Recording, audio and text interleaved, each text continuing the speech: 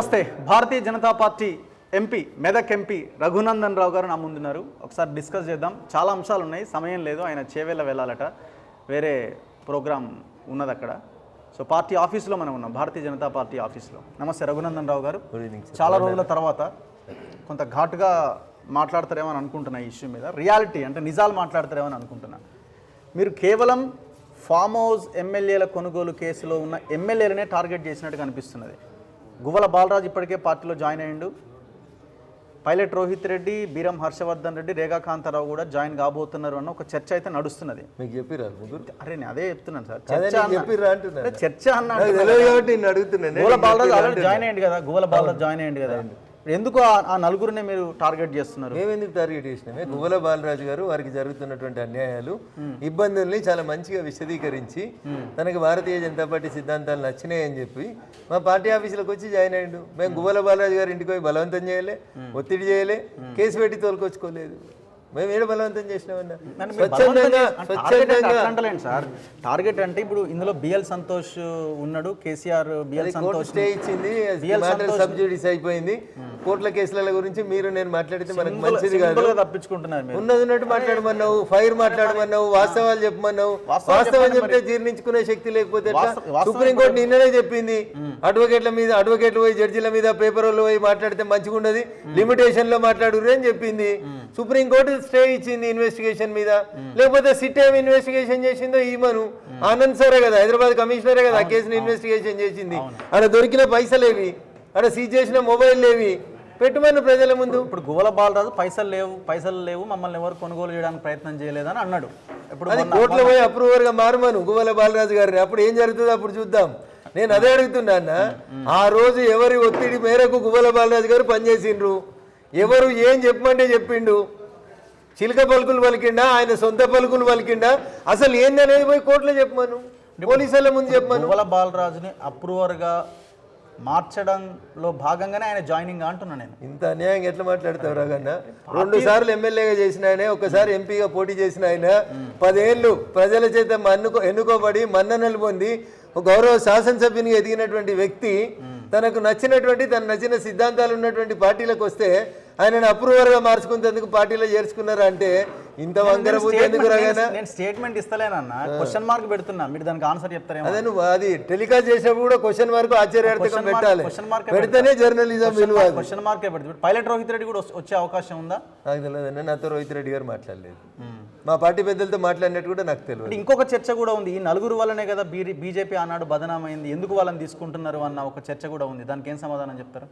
ఇప్పుడు ఎవరో ఒక వ్యక్తి ఏదో ఒక తప్పు పని చేసి మమ్మల్ని బదనాం చేయాలనో, మా మీద బట్ట కలిసి మీదేయాలనో, బురద తల్లిపోవాలనో చేసేటువంటి ప్రయత్నంతో భారతీయ జనతా పార్టీ చలించదు.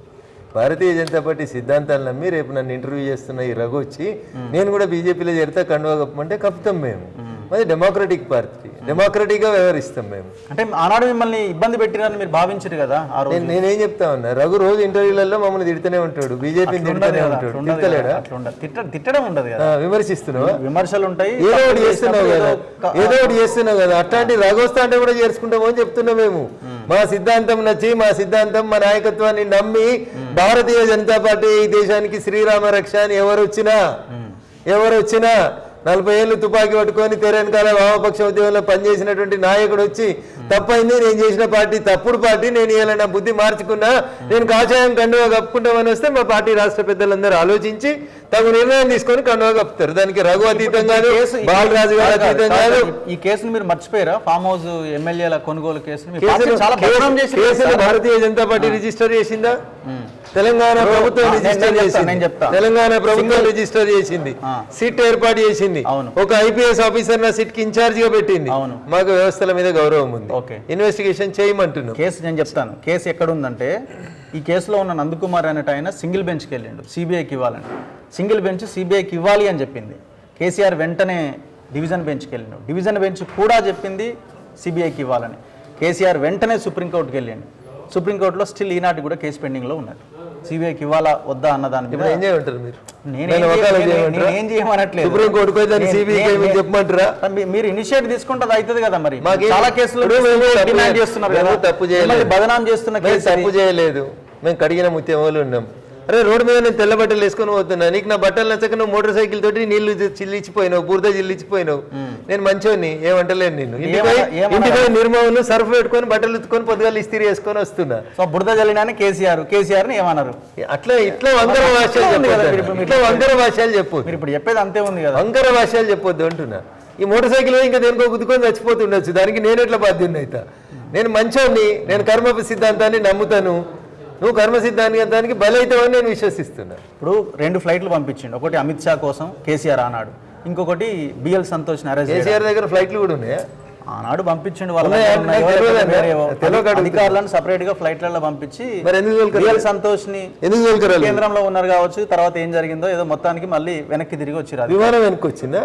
అధికారులు వెనక్కి వచ్చారు. ఓకే, తెలియదు. విమానాల్లో మళ్ళీ అధికారులు ఈ విషయాలు నాకు తెలియదు. ఇదంతా జరిగింది కదా, ఆనాడు జరిగిన విషయమే కదా. తెలియదు అంటున్నా, తెలియదు అంటే కూడా తప్పేనా? మీరు advocate, BJP MP, senior leader, కోర్టులో ఉందన్న సుప్రీంకోర్టులో. సుప్రీంకోర్టు ఏమైనా చెప్పిన తర్వాత నేను మాట్లాడతా. ఈయనకే నా మీద మా జడ్జిలు అంతా కోపంగా ఉన్నారు. రఘునందన్ ఉన్నట్టు మాట్లాడతాడు, కుండ బద్దలు కొట్టినట్టు మాట్లాడతాడు, మా ముఖం కూడా చూస్తలేడని వాళ్ళు కూడా కొంచెం గర్వంగా ఉన్నారు. జర బతకని. ఇక్కడ రెండే అంశాలు ఉన్నాయి. బిఎల్ సంతోష్ ఈ కేసు నుంచి బయటపడడానికి ఆ నలుగురిని లాగుతున్నాడా ఒకటి, ఎందుకంటే మొత్తం ఇనిషియేటివ్ తీసుకొని బిఎల్ సంతోష్ చేస్తున్నాడు. కిషన్ రెడ్డి హయాంలోనే గువ్వల బాలరాజు చేరాల్సి ఉండే. రామచంద్రరావు కూడా ఇప్పటికే డిలే చేస్తే బిఎల్ సంతోష్ ఫోన్ చేసి ఇంకా ఎందుకు లేట్ చేస్తున్నావు, ఈ టాస్క్ ఎప్పుడో ఇచ్చినా కదా నీకు అని చెప్తే ఇమీడియట్ గా జాయిన్ చేసుకున్నాడు.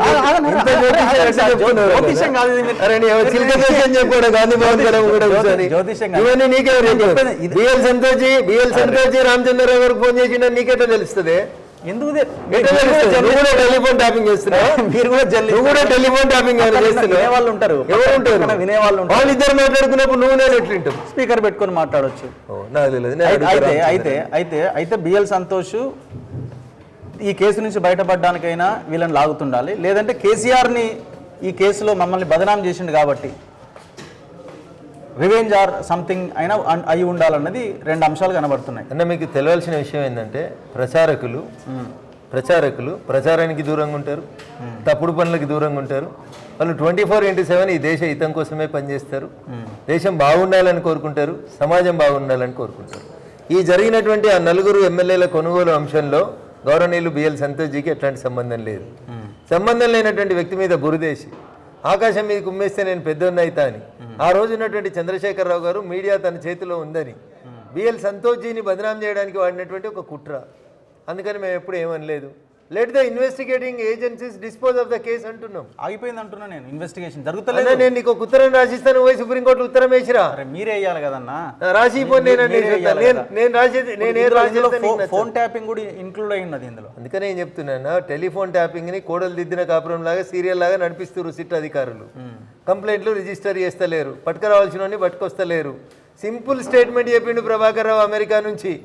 ఒక అధికారి ఎస్ఐబి నుంచో రాష్ట్ర ప్రభుత్వం నుంచో ఒక ఎస్ఐబి అధికారి ప్రభాకర్ రావు గారికి అమెరికాలో ఉన్నప్పుడు ఫోన్ చేస్తే, సార్ మీరు టెలిఫోన్ ట్యాపింగ్ పాల్పడ్డారు, మీరు భారతదేశానికి రావాలి అని అడిగితే, నేను చెప్తలే నన్ను, ఇది నా సొంత కవిత్వం కాదు, ప్రభుత్వానికి బాగా అవుతున్నటువంటి పత్రిక బ్యానర్లో రాసిన వార్త. ఏమని, ఎందుకు ఫోన్ చేసినావు అని అడిగిండంట, ఎవరు చెప్తే ఫోన్ చేసినావు అని అడిగిండంట. ఇప్పుడు ఉన్నటువంటి ప్రభుత్వం చెప్తే నేను ఫోన్ చేసిన అని ఇటువైపు ఉన్నటువంటి అధికారి చెప్పిండంట. ఇది ఇందాక నువ్వు శిల్క జోషి అని చెప్పినట్టు వాళ్ళు పేపర్లో రాసిరు. అప్పుడు ప్రభాకర్ రావు గారు చెప్పిరట, నువ్వు ఎవరు చెప్తే నాకు ఫోన్ చేసినావో అప్పుడు ఎవరు అధికారంలో ఉన్నారో వాళ్ళు చెప్తే నేను ఆ పని చేసిన తప్ప నాకు ఇంకెంతకంటే ఎక్కువైంది తెలియదు అన్నాడు. ఇంత మంచిగా చెప్పినాక చెప్పినోని తెచ్చి లోపలేసేందుకు ఇంకేముంది? అన్నేళ్ళు కేసీఆర్ దిక్కే చూపిస్తున్నాయి. ముఖ్యమంత్రి తప్పు చేయించిండు, ముఖ్యమంత్రి ట్యాపింగ్ చేయించిండు అని చెప్తున్నాయి. ఇంత చెప్పినాక కూడా కాంగ్రెస్ వాళ్ళకి ఇంత లేట్ ఎందుకు చెప్తుర్రే? అంటే ఆయన ఫామ్ హౌసే జైలుకి అంతకు మించిన పెద్ద శిక్ష ఏముందంటుండగా రేవంత్ రెడ్డి. అంటే ఇది కాంగ్రెస్ టీఆర్ఎస్ ములాఖత్ రాజకీయాలకి పరాకాష్ట. మరి ఇక దానికి ఇంకేముంది, కేటీఆర్ని కూడా ఫామ్ హౌస్లో ఉంచు, హరీష్ రావుని కూడా ఫామ్ హౌస్లో ఉంచు, అందరు జైల్లో ఉన్నారని ఫీల్గా. నువ్వు చెర్లపల్లిలో ఉన్నప్పుడు గట్లే ఉన్నావా అనేది ఒకసారి ఆలోచించుకో. అది ఆయన ఇష్టం కదా, దానికి మనం అంతకంటే ఎక్కువ ఏం చెప్తాం. So phone tapping case moment కరెక్ట్గానే వెళ్తుందని మీకు అనిపిస్తలేదు? 100% తప్పు వేలబోతుంది. టెలిఫోన్ ట్యాపింగ్ జరిగింది అనేది వాస్తవం. పిసిసి అధ్యక్షుని హోదాలో రేవంత్ రెడ్డి కూడా నా ఫోన్ ట్యాప్ అయిందని చెప్పిన మాట వాస్తవం. ఇవాళ అదే రేవంత్ రెడ్డి మాట మార్చి నా ఫోన్ ట్యాపింగ్ అయి ఉంటే నాకు నోటీసులు ఇద్దరు కదా అని చెప్పినప్పుడే ఇంకేముందన్న ట్యాపింగ్ కేసు. అంటే మీరు ఒకవేళ ఉండుంటే ఈ పాటికి అరెస్ట్ అయిపోయారు అందరూ. ఎవరెవరు కేసీఆర్, హరీష్ రావు, కేటీఆర్, కవిత ఇట్లా మాట్లాడినందుకు నువ్వు, నీలాగా మాట్లాడినందుకు ఇంకో నలుగురు ఛానల్లోళ్ళు అందరినీ లోపలేద్దు. తప్పకుండా వేద్దు. ప్రజలు అధికారం ఇచ్చిన రోజు తప్పకుండా వేస్తారు. అంటే ఇప్పుడు ఇది ములాఖతులో భాగంగా వేయట్లేదని అంటారా? అంటే లోకల్ పార్టీ వాళ్ళకి ములాఖతు లేనట్టుంది కానీ ఢిల్లీ వాళ్ళకి ఏదో ములాఖతు ఉన్నట్టు కనబడతారు. ఎవరికి? కేసీఆర్కి, ఢిల్లీ కాంగ్రెస్ పెద్దలకి. వాళ్ళు మీ మీద అంటున్నారు కదా, అసలు బీఆర్ఎస్ఏ పోయి బీజేపీలో విలీనం అవుతుంది, ఇదంతా ఇప్పుడు కాంగ్రెస్ పార్టీలో యువజన కాంగ్రెస్ నాయకుడిగా పుట్టిండు చంద్రశేఖరరావు. 2001లో టీఆర్ఎస్ని పెట్టి 2004లో కాంగ్రెస్ తోటి పొత్తు పెట్టుకున్నాడు. ఢిల్లీలో మంత్రి పదవి తీసుకున్నాడు, గల్లీలో మంత్రి పదవి తీసుకున్నాడు. కాంగ్రెస్ తోటి పొత్తు గులాబీ నబీ ఆజాద్, దిగ్విజయ్ సింగ్, చచ్చిపోయినటువంటి అహ్మద్ పటేల్, వీళ్ళందరితోటి సత్సంబంధాలు, సాష్టాంగంగా పోయి జనపతిలో పోయి దండం పెట్టించింది. ఇదంతా కాంగ్రెస్ వాళ్ళతోటి ములాఖైతే అయింది. టీఆర్ఎస్ పార్టీ కదన్నా, మాకేం సంబంధం అన్నా? మేము ఎన్నడన్నా కలిసి పోటీ చేసినామా? వాళ్ళకి ఎంత కొల్యూడు ఉన్నాడు. రేవంత్ రెడ్డి ముఖ్యమంత్రి కదా, ఆయన జైల్లో చేసారు కదా, ఆయనకు ఒక రకమైన ఆలోచన అయితే ఉంటుంది కదా. రేవంత్ గారు ఈ మధ్యలో ఒక మాట చెప్పారు రగా, నన్ను ఫాలో కానట్టున్నావు. రాహుల్ మాటే నాకు వేదవాక్కు. ఆడికి వెళ్ళి ఫోన్ వచ్చి ఉంటుంది, ఇక్కడ ఫోన్ బంద్ అయి ఉంటుంది. టెలిఫోన్ ట్యాపింగ్ ఎందుకు ముందుకు పోతలేదు రఘు? నీ ఫోన్ ఇన్ లేదా? పోలీసు వాళ్ళు రేవంత్ రెడ్డి గారి ఫోన్ ఇన్ లేదా? నా ఫోన్ ఇన్ లేదా? దుబాక్ ఎలక్షన్లో నువ్వు చూడలేదా ఎన్నిసార్లు ఫోన్ ఇన్, ఎన్ని కష్టాలు పెట్టిర్రు? జరగలేదా టెలిఫోన్ ట్యాపింగ్? 100% సిగ్గుండాలే టెలిఫోన్ ట్యాపింగ్ లేదని ఎవడన్నా మాట్లాడితే ఈ దేశం లోపల 100% తెలంగాణలో టెలిఫోన్ ట్యాపింగ్ జరిగింది. అన్నం తినేటోడు అయితే వాస్తవాలు ఒప్పుకోవాలి, తినడానికి నేనేం చెప్తాను. అంటే దీని మీద ఎవరు వాళ్ళు కూడా రెస్పాండ్ అవుతలేరు కదా బీఆర్ఎస్ వాళ్ళు. ఇక వాళ్ళు అయిపోయింది, పోవాల్సింది వాళ్ళే కదా, లోపలికి పోవాల్సింది వాళ్ళు కాబట్టి కారు. ఆర్ఎస్ ప్రవీణ్ కుమార్ అనేటువంటి గౌరవ ఐపీఎస్గా పనిచేసినటువంటి పెద్ద మనిషి బీఎస్పీ అనేటువంటి పార్టీకి రాష్ట్ర శాఖ అధ్యక్షునిగా ఉన్నప్పుడు ఒక్కసారి వారు ఏం మాట్లాడినారో నీ ఇంటర్వ్యూలో ప్లే చేయి. ఇలా టీఆర్ఎస్ పార్టీలో ఆయన మెంబర్షిప్ తీసుకొని గులాబీ కండువా కప్పుకున్న తర్వాత ఇలా ఆర్ఎస్ ప్రవీణ్ కుమార్ గారు ఏం మాట్లాడుతున్నారో టెలిఫోన్ ట్యాపింగ్ మీద ఒకసారి ప్లే చేయన్నా. గింత మారుస్తారే, ఐపీఎస్లు కూడా గిట్లా మారుస్తారు సార్. మీకు కొంచెం విలువ ఉండే ఒక ఐపీఎస్ ఆఫీసర్గా నిజాయితీ ఉంటుందని ఒక విలువ ఉండే. ఇవాళ ఏమైంది సార్ నువ్వు ఇట్లా మాట్లాడుతున్నావు? సిట్టు పిలితే పోతలేవు. ఇంకా అప్పుడప్పుడు చెప్తాడు టెలిఫోన్ ట్యాపింగ్ ఎట్లా చేస్తారో నాకు తెలుసు, నేను చెప్తా. ఎందుకు ఏడవనీకి? ఆడ లోపలికి వేసేందుకు కారణాలు ఉన్నాయి. ఏపీ సార్ అంటే ఆడ ఎవిడెన్స్ చెప్పాడంట, ఈయన పోయి టెలిఫోన్ ట్యాపింగ్ ఎట్లా చేస్తారో చెప్తాడట. ఈ బీజేపీ కార్యకర్తలు కొంతమంది ఫోన్లు చేస్తుంటారు, అడుగుతుంటారు, జర మా లీడర్లకు చెప్పొచ్చు కదా, పొద్దుగా లేస్తే అనుకుంటున్నారు కాంగ్రెస్లో కంటే ఎక్కువ గొడవలు మా పార్టీలోనే అని. సో నీకు ఫోన్ చేసిన వాళ్ళు బహుశా కాంగ్రెస్ నాయకులు బీజేపీ కార్యకర్తలమని చెప్పి నీకు ఫోన్ చేసి నీ బుర్రను మలినం చేస్తున్నట్టు నేను భావిస్తున్నారు. అగైనా అంతేనా? ఏ గొడవలు లేవా? ఏ గొడవలు లేవు. ఈ మధ్యకాలంలో ఎందుకో ఒక స్తబ్దత అనేది కొనసాగుతున్నట్టు అనిపిస్తుంది. అందుకనే గజ్వేల్ మాజీ మున్సిపల్ చైర్మన్ వచ్చి జాయిన్ అవుతాడు, గజ్వేల్కి వెళ్ళి ఒక 6 కౌన్సిలర్లు వచ్చి జాయిన్ అవుతారు, కొంతమంది సర్పంచులు జాయిన్ అవుతారు, గువ్వల బాలరాజు లాంటి ఓ దళిత బిడ్డ వచ్చి మా సిద్ధాంతాన్ని నమ్మి జాయిన్ అవుతాడు. అరే మీ కళ్ళు ఎట్లున్నాయన్నా? ఎట్లా చూస్తున్నా మీరు? ఏ కళ్ళతో చూస్తున్నారు కదా? ఒకరిద్దరు ముగ్గురు లీడర్లు ఏడగట్టుకురు. ఒక్క సంఘటన చూపెట్టుకుంటున్నారు కదా, ఒకరి వెనకాల ఒకరు చూపెట్టి ఏంటున్నా? నా కళ్ళు కనబడతలేము. పోయి నేనన్నా పోయి టెస్ట్ చేయించుకుంటా. ఎల్వి ప్రసాద్ సంజయ్ గొడవ ఏంది? వాళ్ళిద్దరికి గొడవ ఉంది. రోజు కలిసి పార్లమెంట్కి వస్తారు, మంచిగా నవ్వుకుంటా మాట్లాడుతారు, క్యాంటీన్లో కూర్చొని భోజనం తింటారు. మీకు డౌట్ ఉంటారా? మీకు ఆస్కార్ ఇవ్వచ్చు. నాకు ఆస్కార్ వద్దు, భాస్కర్ వద్దు, కానీ నువ్వు కరెక్ట్ అలుగు ఇట్లా. ఓకే, సో ఏ గొడవలు లేవంటారు? అరే ఉంటే మీకే చెప్తాం కదా, మా మధ్యలో గొడవలు అవుతున్నాయి, కొట్లాడుకుంటున్నాం, వచ్చి పంచాయతీ చెప్పమని నిన్నే అడుగుతాం కదా. ఏం లేని దగ్గర మీరు మంటేస్తున్నారు. ఇది మా ఇంటర్నల్ గొడవ, మాకు అంతర్గత లేని దగ్గర ఉన్నదని ఎందుకు చెప్పాలి? అసలు లేనే లేదు అని చెప్తున్నా నేను. ఉంటే బరాబర్ నీకంటే ఎక్కువ ఎవరికి చెప్తా? పిలిచి చెప్తా. ఉంటే గొడవలు జరుగుతుంటే అన్న గొడవలు జరుగుతున్నాయి, ఈ వార్త కవరేజ్ చేయని చెప్తా. గొడవలు లేని చోట గొడవ జరిగిందని మీరు చెప్పాలనుకుంటే తప్పని చెప్తా ఉన్నాను. ఇప్పుడు ఈ ఓట్ల చోరీ అంశం ఎటువైపు వెళ్తున్నది? మొత్తం దేశమంతా ఒక మూమెంట్, రాహుల్ గాంధీ ఇండియా కూటమి, ధర్నాలు, ర్యాలీలు, క్యాండిల్ ర్యాలీలు అంటున్నారు, రకరకాల ర్యాలీలు అంటున్నారు. రాహుల్ గాంధీ భారత్ జోడో యాత్ర చేసిండు. ఏమొచ్చింది? ఆయన ఆరోగ్యం కొంచెం మంచిగా అయినట్టుంది, శరీరంలో వేస్ట్ పదార్థాలు ఏమైనా ఉంటే బయటకు వెళ్ళిపోయినట్టున్నాయి. దానివల్ల కాంగ్రెస్ పార్టీకి ఏం లాభం జరిగింది? ఇంతకుముందు గదే డబుల్ డిజిట్లు ఉంది, ఇప్పుడు గదే డబుల్ డిజిట్లు ఉంది. వాట్ చేంజ్ కాంగ్రెస్ గట్ తర్వాత భారత్ జోడో యాత్ర. ఆయన ఏడ నడుచుకుంటూ పోతే ఆడ ఓడిపోకుండా పోయింది. దొంగోట్లతో గెలిచారు అంటున్నారు ఎవరు దేశంలో? మరి ఆయన ఎట్లా గెలిచిండు? సరే మేము దొంగోట్లతో గెలిచినాం కదా, నువ్వెట్లా గెలిచినావు? ఇప్పుడు మీ నాయన బ్యాలెట్ పేపర్లు షెడ్ అయ్యి ఈవీఎంలు మంచి అని మీ నాయన 1989లో ఈవీఎంలని భారతదేశానికి ఇంట్రడ్యూస్ చేసిండు. बाप बैलेट पेपर गलत बोलते, बेटा ईवीएम गलत बोलते, लोग कांग्रेस गलत बोलते, मगर थोड़ा मीडिया चैनल्स को उसका मोहब्बत है, सोरेन का पैसे आ रहा, उन लोग बोल रहा राहुल गांधी अच्छा है बोल के, बस उतना ही. ఎవరన్నారు अच्छा है? వీళ్ళు अच्छा है వాళ్ళు अच्छा है అని అన్నారు. మీరు అంటున్నారు రాహుల్ గాంధీ చెప్పిండు మీరు దొంగోట్లతో గెలిచిరు అంటుండు. రాహుల్ గాంధీ ఒక స్టేట్మెంట్ ఇచ్చిండు అన్న 3 రోజుల ముంగట, ఇటు పక్క దిగ్విజయ్ సింగ్ అటు పక్క జయరాం రమేష్ను కూర్చోబెట్టుకొని, unfortunately I became N MP in this country అన్నాడు. ఆవేదనేమో ఏం ఆవేదన? అనుబంధ ఆవేదన. సారీ టు సే, ఏం ఆవేదన ఆయనకి దానికి అర్థం తెలియదు. తర్వాత జయరాం రమేష్ చెప్తున్నాడు అట్లా అనొద్దు, దాన్ని సరిదిద్దుమని చెప్పి సరిదిద్దిపిస్తున్నాడు. మైకులలో ఈయన వచ్చిందన్న, నేను టీవీలలో చూసిన కర్ణాటకలో ఇచ్చిన పీపీటీ రైట్ ఆర్ రాంగ్? 100% తప్పని రఘునందన్ రావు అంటలేడు. వాళ్ళ మంత్రి రాజన్న అనేటి ఆయన చెప్పిండు, మరి రాహుల్ గాంధీకి ఏం తెలియదు, అంత తప్పులు మాట్లాడుతుండవు అని చెప్పిండు. ఆయన బీజేపీతో కలిసిపోయింది అంటాడు. ఇట్లా మాట్లాడితే నేనేం చేస్తాను? నీ మంత్రి, నీ కేబినెట్ మంత్రి, నువ్వు ముఖ్యమంత్రిగా పెట్టుకున్న సిద్ధరామయ్య తోటి కలిసి మంత్రిగా పనిచేస్తున్న ఆయన రాహుల్ గాంధీకి ఏం తెలియదు అని తప్పు చెప్పిండంటే వాడిని ఉరి తీస్తారు మీరు, వాడిని మంత్రి పదవి ఉద్యోగమే ఊడగొట్టేస్తారు. గింత న్యాయం ఉంటుంది. మీరు ఇంకొక పవర్ పాయింట్ ప్రెజెంటేషన్ ఇవ్వచ్చు కదా, ఫోటోలు, ఆ యొక్క ఓటర్ ఐడీలు, ఆ డీటెయిల్స్ అన్ని పెట్టి ఇది తప్పు ఇది ఒప్పు అని చాలా క్లియర్గా. ఇప్పుడు ఒక చిన్న పంచాయతీని తీసుకొని పోయినా నేను నిన్న. పటాన్చెరు అనేటువంటి శాసనసభ నియోజకవర్గం సంఖ్య 40, పోలింగ్ స్టేషన్ నెంబర్ 126, మండలం అమీన్పూర్, గ్రామ పంచాయతీ పేరు ఐలాపూర్. అరే మీరు కదా ఇన్వెస్టిగేటివ్ జర్నలిజం చేయాలని మిమ్మల్ని కదా 4th ఎస్టేట్ అని చెప్పేది మేము. గది మీరు చేయకపోతే మేం చేస్తున్నాం. ఒక చిన్న ఊర్లో చేస్తే 950 ఓట్లు ఉండాల్సిన ఊర్లో 2000 ఓట్లు వచ్చినాయి. ఇవన్నీ దొంగోట్లని ఏడాది నుంచి కొట్లాడితే తీస్తలేదు స్టేట్ ఎన్నికల కమిషన్. 2018లో ఇదే రజత్ కుమార్ ఆనాడు ఎలక్షన్ కమిషనర్గా ఉండే ఐఎమ్ వెరీ సారీ అన్నాడు కదా, 25 lakh ఓట్స్ తీసేస్తే. ఆనాడు కూడా జరిగింది ఇదే వ్యవహారం కదా. అందుకనే సుప్రీంకోర్టు కూడా చెప్పింది special intensive revision is correct, you proceed with special intensive revision అని చెప్పింది. ఇంకో అడుగు ముందుకేసి చెప్పింది, మీరు ఓట్లు తొలగించినటువంటి 65 లక్షల పేర్లు వాళ్ళ అడ్రస్లు మీరు ఎవరైతే అడుగుతారో వాళ్ళకి ఇవ్వమని కూడా చెప్పింది. ఇస్తాం, రెడీగా ఉన్నాం. ఏం కావాలన్నా నీకు? దొంగొట్లు ఉన్నాయన్నావు, మేము స్పెషల్ ఇన్వెస్టిగేషన్ కూడా జరగాల. ఈ సమగ్ర 100% జరగాలి. పంచాయతీ ఎన్నికల కంటే ముందే చేయాలి. ఈ భాగ్యనగరంలో దాక్కున్న బంగ్లాదేశీయులు, భాగ్యనగరంలో ఓటు వచ్చిన రోహింగ్యాలు, వీళ్ళందరూ లెక్క తేలాలనే కదా మేము కొట్లాడుతుంది. మీరే కదా చేయాల్సింది. స్టేట్ గవర్నమెంట్ ఇనిషియేటివ్ తీసుకోవాలి. రాష్ట్ర ప్రభుత్వం రాష్ట్ర ఎన్నికల సంఘం చేస్తుంది. మేము చేసేదంటే సెంట్రల్ ఎలక్షన్ కమిషన్ రాష్ట్ర ఎలక్షన్ కమిషన్కి చెప్పడం ఉండదా? ముందు రాష్ట్ర ముఖ్యమంత్రి గారు రాష్ట్ర ఎన్నికల అధికారికి చెప్తారు. రాష్ట్ర ప్రభుత్వం బాధ్యత, రాష్ట్ర ప్రభుత్వం చేస్తుంది. Booth level agents, booth level officers, తర్వాత తహసీల్దారు, తర్వాత జిల్లా ఎన్నికల అధికారి, వీళ్ళంతా కలిసి ఈ ఓటర్ లిస్ట్ని సవరించాలి. దాన్ని సవరించమని అడుగుతున్నాం మేము.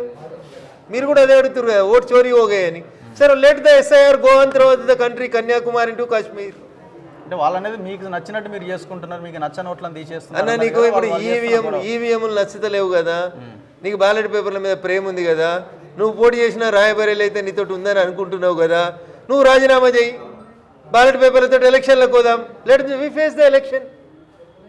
ఆ తర్వాత మోడీ గారిని చేపిద్దాం. LOP అయిపోయిన తర్వాత ప్రైమ్ మినిస్టర్ని చేపిద్దాం. ముందు LOP గారు రాజీనామా చేయండి. ఆరోపిస్తున్న వ్యక్తి నువ్వు కదా, నువ్వు ముందు రాజీనామా చేయి, బ్యాలెట్లు పెట్టి ఎలక్షన్లు చేస్తాం. తర్వాత మా ప్రధానమంత్రి గారు అన్నిటికీ సిద్ధంగా ఉంటాడు, అన్నిటిని ఎదుర్కొన్నటువంటి సత్తా ఉన్నటువంటి నాయకుడు, అప్పుడు మేము వస్తాం. కోదండరామ్ ఎమ్మెల్సీ మళ్ళీ అయ్యే అవకాశం ఉందా? మీరు అడ్వకేట్గా మీకు లీగల్ పాయింట్స్ తెలుస్తాయి కదా. సుప్రీంకోర్టు ఫుల్ జడ్జిమెంట్ 17th రోజు వచ్చినాక నేను దాని మీద మాట్లాడాను. అసలు మొత్తం అసలు కోర్టు అనగానే మీరు వెనకైతున్నారు కదా. రఘునందన్ రావు కోర్టుకు భయపడతాడు, రఘుకు భయపడతాడు, ఇంకో ఎల్ఐకి భయపడతాడు, మల్లయ్యకు భయపడతాడు. బడి మాట్లాడతావు రఘన్న. భయం అనే పదానికి నా డిక్షనరీలో అర్థం లేదు, కానీ లిమిటేషన్స్ ఉంటాయి, బాధ్యతలు పెరిగినాయి, బాధ్యతాయుత స్థానంలో ఉన్నాం కాబట్టి ఎంత మాట్లాడాలో అంతే మాట్లాడాలి. అధ్యక్షుడు నేను నీ జాగాలు ఉంటే నీకంటే మంచిగా మాట్లాడు. కాలేదన్న అసంతృప్తి ఏమైనా ఉందా? ఉండేనా? ఇప్పుడు నా ముఖం అట్లా కనబడుతుందా? నవ్వుతాం. ఇంటర్వ్యూలో కాలుకు బ్యాండేజ్ కట్టుకొని హాస్పిటల్కి వెళ్ళి వచ్చి 10 రోజులు కాకముందే పాత ముఖ్యమంత్రి 10 ఏళ్ళు పాలించిన గజ్వేల్కి పాత ముఖ్యమంత్రి పార్టీకి వెళ్ళి ఒక మాజీ మున్సిపల్ చైర్మన్ని 6 కౌన్సిలర్లను తీసుకొచ్చి ఇదే స్టేజ్ కాడ నడవరాకుంటే బ్యాండేజ్ కట్టుకొని జాయిన్ చేసిపోయినా. ఒకవేళ ఆ అధ్యక్షుని మీద నాకు అసంతృప్తి అంటే నేనెందుకు వస్తా అన్న? దవాఖానలో ఉన్నాను, దుప్పటి కప్పుకొని పడుకోవచ్చు కదా. అంటే పార్టీ డెసిషన్ తీసుకున్న తర్వాత పని చేస్తున్నారేమో తప్ప బిఫోర్ ఆఫ్టర్ ఇంత నీ బుద్ధి ఇంట్లో ఎట్లా ఖరాబ్ అయిందన్న? వాన ఖరాబ్ అయిందా? ఇప్పుడు కాదు, ఖరాబ్ అయిందన్న. కాదు, ఖరాబ్ అయింది. మీరు ఎలా ఉన్నారో తెలుసుకునే ప్రయత్నం చేస్తున్నాను. కాలు దెబ్బ నేను మొత్తం మంచిగానే ఉన్నా. Okay, thank you very much Raghunandan Rao. Right, thank you. ఇది బీజేపీ ఎంపీ రఘునందన్ రావు గారితో స్పెషల్ ఇంటర్వ్యూ. చూస్తూనే ఉండండి మన తొలివేలు.